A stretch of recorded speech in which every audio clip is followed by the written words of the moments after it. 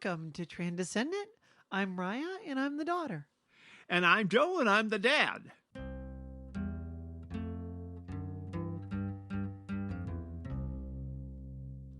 And this is Transcendent. Yes, it is. Today we are talking about family culture. It's the holiday season, and we thought we would celebrate all of the things that make families families. That might be your family by blood, or especially in the LGBTQ community, that may mean chosen family. But wherever we are, there are things that make those relationships special, and we want to revisit some of those memories today. And what do we know about family? Well, you and I are family, father and daughter. Here we are.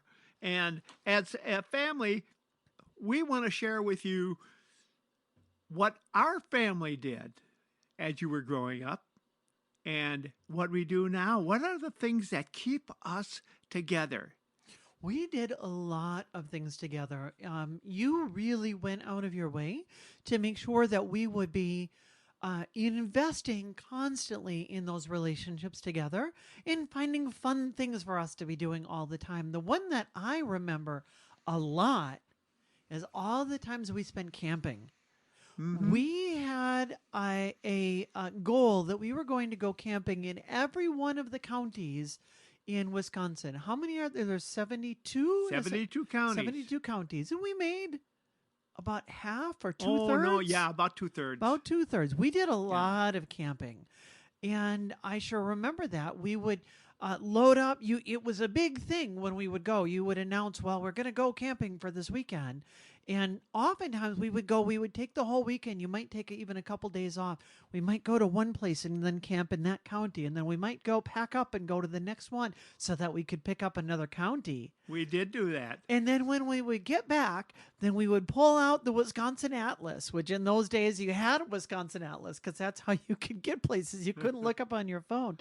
And we would take out a red marker and we would color in the counties that we had been in. And it was it was a fun time. And to make it more interesting, sometimes we'd camp with another family. If we had a close family that were friends of ours as the mom and dad, and they usually had kids that were the same age as you guys. And we have all kinds of stories. Of course, the one that sticks out to me is the time that Scott locked the car door with the car running. Yes. After we went to go set up the tents.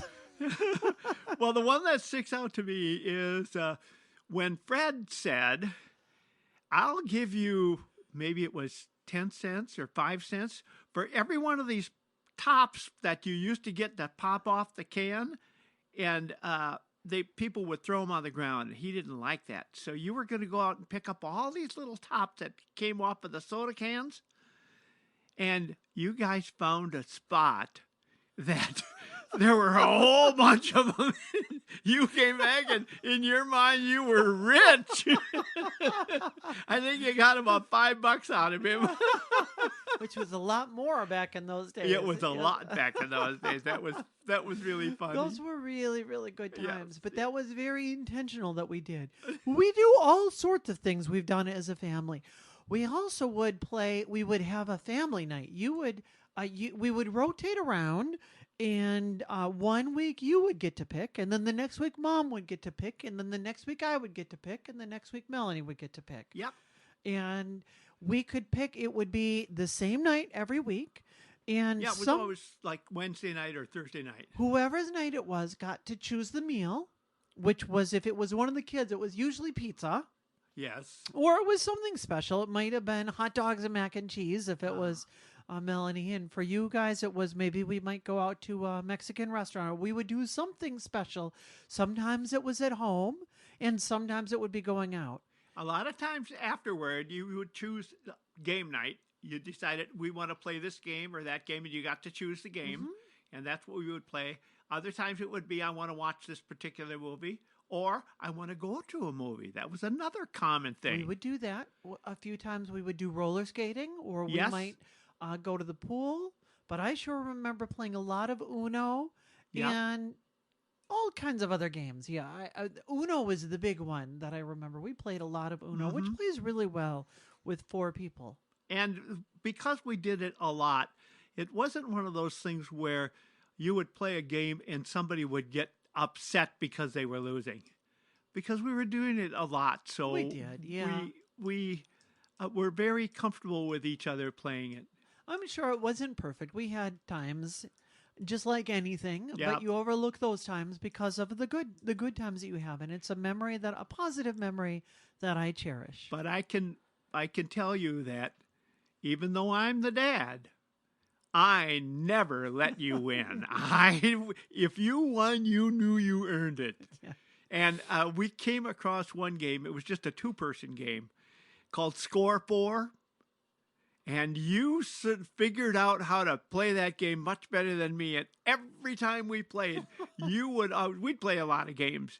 You always walked away the winner. Which the funny thing is now, so I still have that copy of the game, and I played it with my kids, and my kids can stomp me now. I cannot Well, beat Aaron or Andrew in that game. remind me not to play that with my grandchildren. Which actually brings us to the next point. As we were talking about this, we have continued some of those things with our own kids, both Melanie and I. And in some things, we've dropped those. They didn't work as well. And we've developed some of our own things. We also developed other things as well. Uh, One of the things, and I'm sure most of you have something like this, we had our own family words, things that came up that we started doing. And I remember how we came up with boodalata. It was I would put Melanie on my lap, and I would bounce her up and down, and I would just say goofy stuff: "Hoop bop beadalada boodalada bow," and it was always the boodalada, and that was what she remembered, and she would say that over and over, and we started calling little kids boodaladas. I don't know that she said that over and over. I think that was your word. But then you're right. So then you started calling little kids Uh-huh. boodaladas, and we still will say that. And I remember a friend of mine, Jesse, who uh, Jesse and his family, they called boodaladas beelers. These beelers, these beelers do this, and these beelers did that, and that was kids. And other people have other family words, and we had a lot of other family words as well. Sure. But that's just a good example of it. And that is a big piece of any kind of community, small community and culture.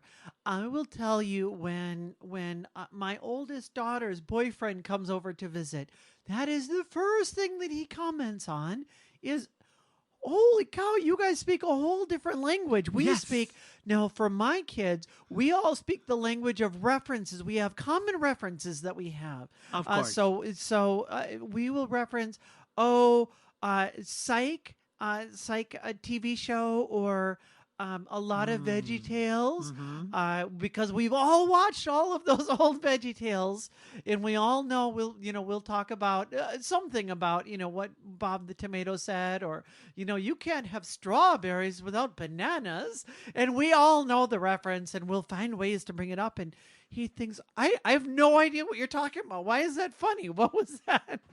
And we're slowly bringing him in with those.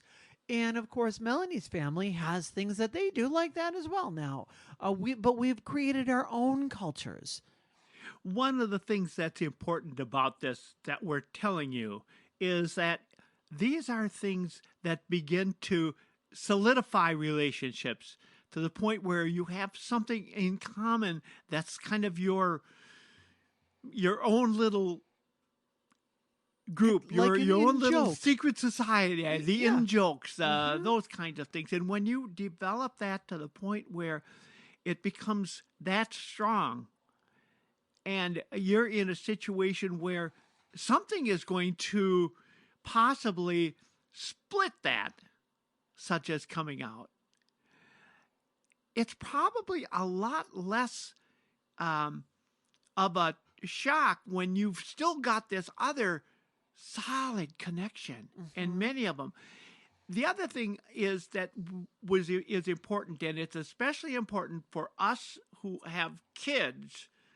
When you were kids, maybe we weren't all that interested, but we went to every single one of your games, every one of your performances, anything you did in band or chorus or anything else. I can remember you must have been in fourth or fifth grade, and there was a Christmas program at school, and you sang a solo.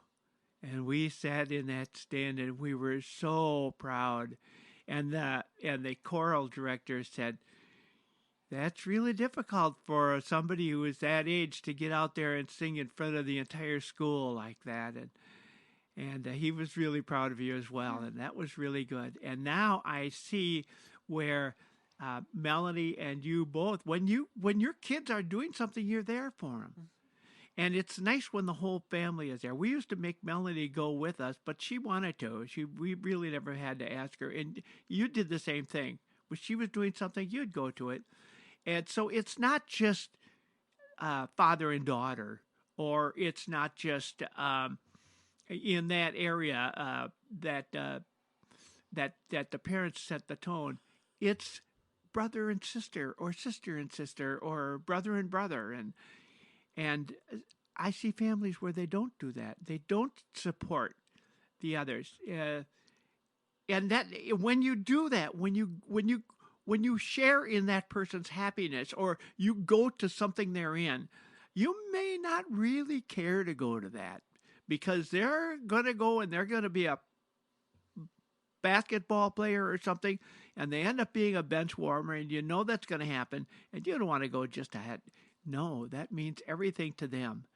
And and so if you're showing them that you care about them, it strengthens that relationship. Now, of course, that has been much harder with my family. The dynamics have been a lot different. As I've had my own kids, we of course have 7 children, and so that's been a lot harder in order to try to catch everything. It was hard enough, I think, sometimes with 2. And where we grew up originally, we always had meals together. But then you commented on how hard that was for us to have meals together once I got into high school. And then Mm-hmm. as I got toward late high school, and then Melanie was in a lot of things on her own, it was hard enough to coordinate with just the 4 of us. And I know for our family, with the 7 kids, and then to throw in a transgender parent into that, and then a separation, we have done our best to try to continue with those things. But of course, it's difficult. So we have had to try to make an extra concerted effort to find ways and do things when it didn't come as naturally as it would if we were together or we had a smaller family. But we've always found ways to be able to connect, even if we're not able to connect at the same level that we would have maybe had liked to. Some people say, and I hear this more and more as I get older, what it becomes, we instead of, well, what do you want for Christmas, or what do you want for your birthday, or something like that, it becomes, instead of giving a gift, now it's becoming more popular to do something that strengthens the relationship, to do an experience together. That's becoming very common because the experiences together create memories together, and memories together create relationships together. They strengthen relationships together. And when you have positive relationships because you've done something, an experience, have a positive experience together, it is really a great way for you to preserve those family relationships. And going back to what you said earlier, Raya, family is what you define family as. And there's a lot of definitions of family. But you know yourself, it can be it could be you and a couple of roommates that you're together with all the time. It can be an organization that you give yourself to and you're involved with them all the time. When I was in college, I did a lot of theater. I was in a lot of productions, and you got a lot of the same people that you were with all the time. And college where there were 12,000 students, um, my group was the group that was the theater group, and we did a lot of stuff together. It was a family. Mm-hmm. Right now, I'm involved in a volunteer organization called Rotary International, and our group is very close. That is a family, as far as I'm concerned. There are other organizations that I get involved with, even sometimes organizations that can be you could be forced into. They can become a good family. When I was in the military, I can tell you that that group of people became a family to me, and that's not uncommon. If you don't have a family now, look and see where your family could be. What can be your family? What can be the thing that you can introduce to that group that creates that positive relationship? It's We find all over the place all of the health benefits of having healthy relationships. And healthy relationships come from finding ways to do these kinds of things, to invest together. And it has to be intentional. You find ways to build into one another's lives, whoever that may be, and whoever your family is. Whether your family can be difficult to deal with, and you may have somebody right now that you're thinking, oh, boy, this is the time right now to decide I'm going to make a positive investment into that relationship. Or you might be thinking, boy, I'm really missing what you're saying because I used to have that and I no longer have it and it grieves me. And we talked quite a bit about grieving here earlier in our podcast episodes. I think in episode 2 and 3 and 4, we talked about grieving. And you might be going through that as well, that you might be missing somebody that's there. But yet, I know that there are people that you have around that you can invest into your relationship with them even now. one of the secrets to this positive relationship is show your appreciation for the other people. Maybe even if you don't want to. When you attend their events, when they do something and you show your happiness or joy for the fact that they did that, oh, I just got a home run, or I can you believe it? I got a 300 in bowling. Wow. Instead of just, oh yeah, that's great, and you walk away. I If can't you imagine a 300. No, I I feel like know I'm I lucky if I didn't get a get one. 125. Yeah, exactly. Let's just say that isn't up my alley. So that is something that you have to consider. What can you do to keep that relationship positive? Well, appreciation is kind of close to the top of that list. It sure is. Gratitude is the most important thing, having that attitude of gratitude, as they say. We would love to hear some of your stories. You can email us, transcendent@gmail.com. We'd love to hear some of what are the ways that you are investing in your relationships that matter to you. Yes, we want to hear about your relationships with your boodalata. Thank you for listening this week and come back next week.